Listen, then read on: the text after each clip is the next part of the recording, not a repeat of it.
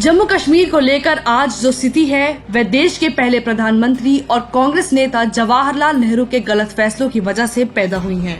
दरअसल नेहरू ने कई ऐसे फैसले लिए जो वक्त के साथ नासूर बन गए और जिनका दर्द अब भी हिंदुस्तान का जनमानस झेल रहा है।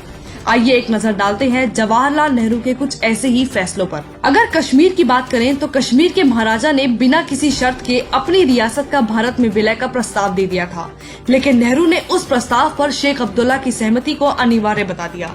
धारा 370 और अन्य शर्तें कश्मीर मुद्दे पर नेहरू और शेख की बैठकों के बाद जोड़ी गयी। इस फैसले का असर ये हुआ कि भारत का अभिन्न अंग होते हुए भी कश्मीर में शेष भारत के प्रति एक तरह का अलगाव पैदा हो गया।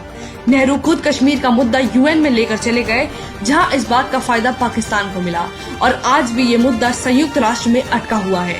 हालांकि पीएम मोदी ने 370 हटाकर नेहरू की गलती को न सिर्फ सुधारा बल्कि कश्मीर वासियों को खुली हवा में सांस लेना भी सिखा दिया।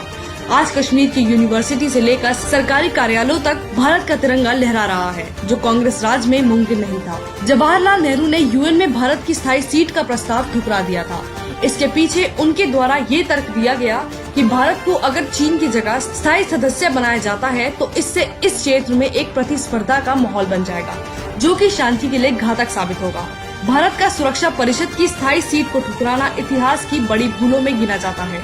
हालांकि अब जाकर मोदी जी के शक्तिशाली नेतृत्व की वजह से भारत यूएन में स्थायी सदस्यों के दावेदारों में पहले नंबर पर है। और हास्यास्पद बात यह है कि उनका एकमात्र शत्रु चीन ही है, जिसे नेहरू ने सीट दी थी।